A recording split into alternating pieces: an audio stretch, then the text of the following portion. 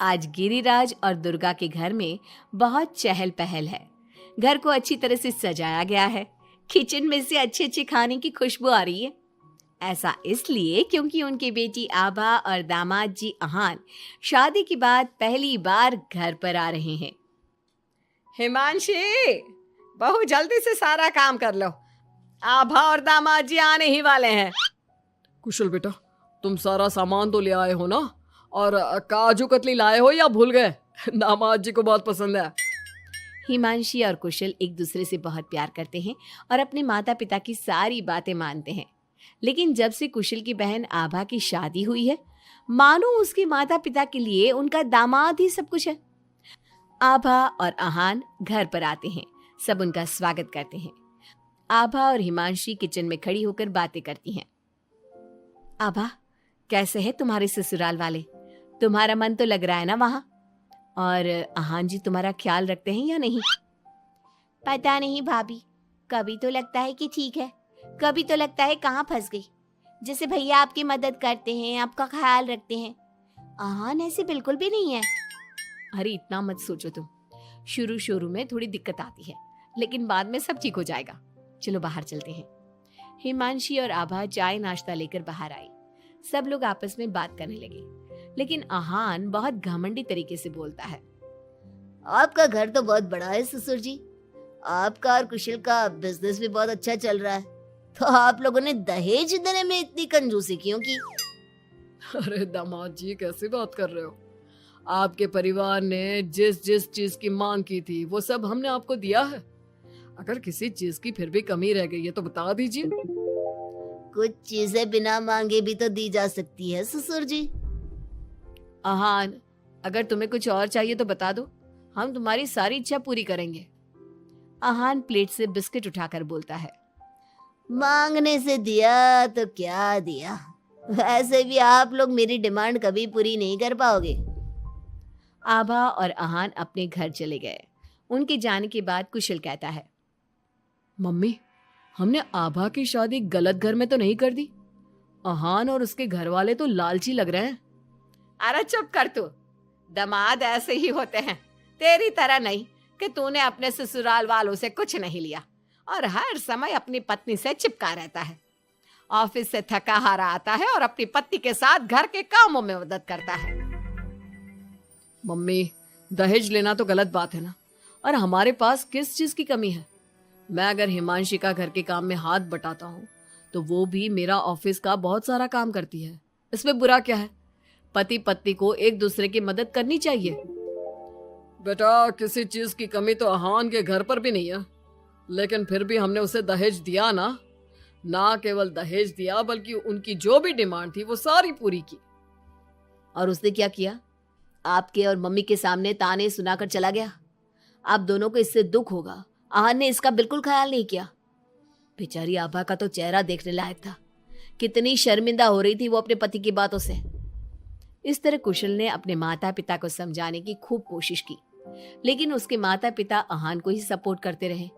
और करते भी क्यों ना, हमारे समाज ने दामाद का रुतबा बहुत ऊंचे स्थान पर रखा है, चाहे फिर उनकी सोच कितनी भी नीची क्यों ना हो।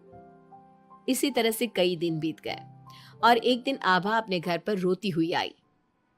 अरे आभा, तुम रो क्यों रही हो? और ये तुम्हारे चेहरे पर निशान कैसे? आभा लगातार रोए जा रही थी।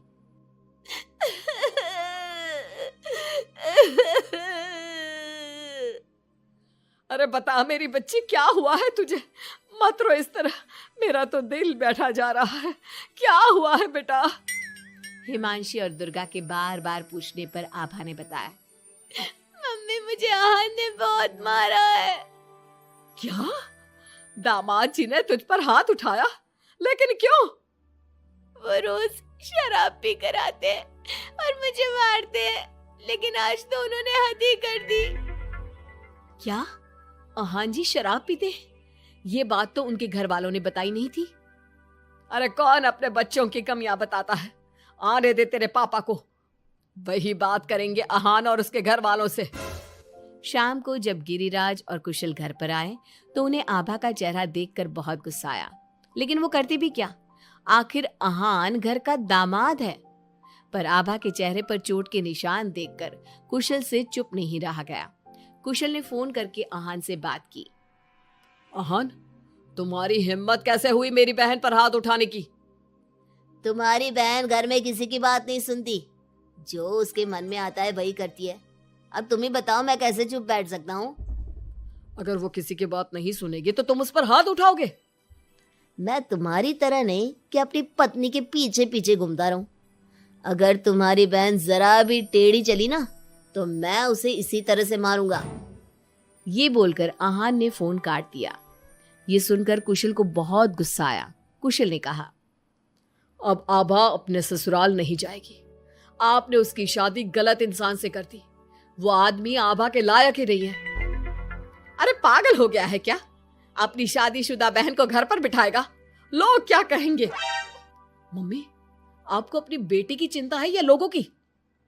आहान हमारा दामाद है और घर में छोटे मोटे झगड़े तो होते ही रहते हैं। हमें इन बातों पर ध्यान नहीं देना चाहिए। हम आहान के माता पिता से बात करेंगे। आभा को आहान बिल्कुल पसंद नहीं था, लेकिन उसके माता पिता समाज के डर से उसे बार बार आहान के घर पर भेज देते थे। इस बार भी आभा को अपने ससुराल जाना पड़ा। एक दिन हिमांशी की तबीयत खराब हो गई तो उसने घर का काम नहीं किया। तबीयत खराब होने का बहाना बनाकर सुबह से लेटी है। तुझे इस घर में जितना आराम मिला है ना, दुनिया में किसी बहू को कहीं इतना आराम नहीं मिला होगा। तेरा तो पति भी तेरे साथ काम कराता है। देख मेरी आभा को, बेचारी कितना पिटती है अपने पति से और सारे घर का काम खुद ही करती है। शाम को जब कुशल घर आता है तो हिमांशी उसे सारी बात बताती है। तुम मम्मी की बात का बुरा मत माना करो। मम्मी चाहती है कि मैं उनके निकम्मे दामाद की तरह बन जाऊं, जो अपनी पत्नी की बिल्कुल भी इज्जत नहीं करता। लेकिन मैं ऐसा नहीं बन सकता। कुशल ने हिमांशी का बहुत ख्याल रखा और वो जल्दी ही ठीक हो गई। वहीं आहान आभा के साथ बहुत बुरा बर्ताव करता था। आभा के माता पिता ना तो आभा की बात सुनते और ना ही कुशल की। एक दिन आहान किसी काम के सिलसिले में शहर से बाहर गया हुआ था। वो जिस होटल में रुका था वहां उसे आहान दिखा। अरे ये तो आहान लग रहा है, मगर इसके साथ ये लड़की कौन है? कुशल ने वहां कुछ लोगों से पूछताछ की तो उन्होंने बताया, ये तो अक्सर इस होटल में अलग अलग लड़कियों के साथ आते हैं, लेकिन आप ये सब क्यों पूछ रहे हो? कुशल बिना कुछ बोले वहां से चला जाता है और घर आकर सभी को ये बात बताता है। लेकिन उसके माता पिता को तो इस बात से भी कोई फर्क नहीं पड़ा। अरे बेटा, इस बात को यहीं खत्म कर दो। हम आहान से क्या कह सकते हैं? आखिर वो हमारे घर का दामाद है। बेटा देख, ये बात ना आभा को मत बताना, नहीं तो उसे बहुत बुरा लगेगा। आप दोनों किस मिट्टी के बने हैं? दामाद दामाद कहकर आपने उसे सर पर चढ़ा दिया। मैं आपकी बहू के साथ अच्छा बर्ताव करता हूं तो आप मुझे झोरू का गुलाम कहते हैं। और आहान आपकी बेटी को जानवर की तरह पीटता है, अब तब भी उससे बात करने की हिम्मत नहीं करते। आप लोग बेटे और दामाद में इतना फर्क क्यों करते हो? बेटा, दामाद को तो सर का ताज समझा जाता है। हमेशा से ऐसा ही चलता आया है। अरे हमारे समाज ने ऐसे ही नियम बनाए हैं।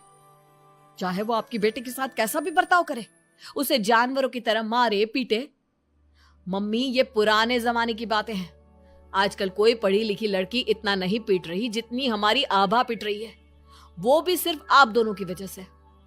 मैं आज ही उसके ससुराल जाकर उसे सारी बात बता दूंगा और आखिरी फैसला उसका होगा। कुशल और हिमांशी आभा के पास जाकर उसे आहान की सारी सच्चाई बता देते हैं। आभा अपने भाई के साथ आ जाती है। घर आकर वो अपने पति को तलाक के पेपर भेजती है।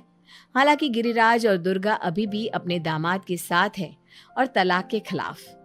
उनको अभी भी समाज की चिंता है, बेटी की नहीं।